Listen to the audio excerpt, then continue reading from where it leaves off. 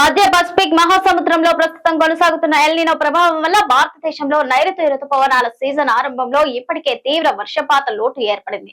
ఈ ప్రభావం త్వరగా తొలగిపోయేలా లేదు. ఇది 2027 ఫిబ్రవరి వరకు కొనసాగుతోందని అంచనా.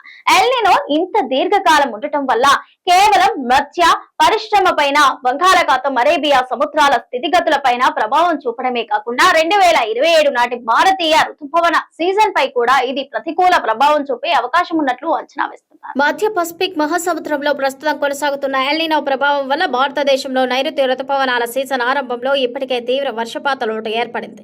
ఈ ప్రభావం త్వరగా తొలగిపోయేలా లేదు. ఇది 2027 ఫిబ్రవరి వరకు కొనసాగుతోందని అంచనా. ఎల్నినో ఇంత దీర్ఘకాలం ఉండటం వల్ల కేవలం మత్స్య పరిశ్రమ పైన, బంగాళాఖాతం, అరేబియా సముద్రాల స్థితిగతుల పైన ప్రభావం చూపడమే కాకుండా 2026 నాటి భారతీయ రుతుపవన సీజన్ పై కూడా ఇది ప్రతికూల ప్రభావం చూపే అవకాశం ఉన్నట్లు అంచనా.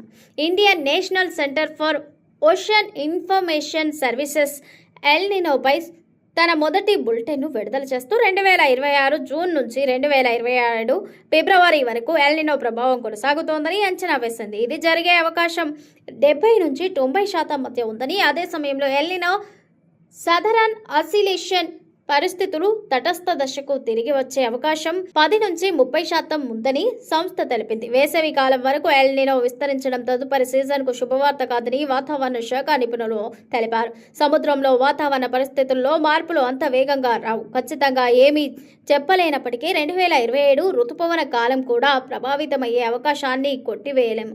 ప్రస్తుతం జరుగుతున్న పరిణామాల దృష్ట్యా ఇది చాలా వరకు జరిగే అవకాశం ఉంది అని వాతావరణ శాస్త్రవేత్త ఒకరు తెలిపారు. తొలిసారి తమ సంస్థ నుంచి ఎల్నినో బులెటిన్లు వరుసగా విడుదలవుతాయని ఇన్కోయిస్ తెలిపింది. 2026 జూన్ నుంచి 2027 ఫిబ్రవరి వరకు ఉండే అంచనా కాలంలో ఎల్నినో అనేది ప్రధాన ఈఎన్ఎస్ఓ దశగా ఉంటుందని అంచనా వేస్తోంది.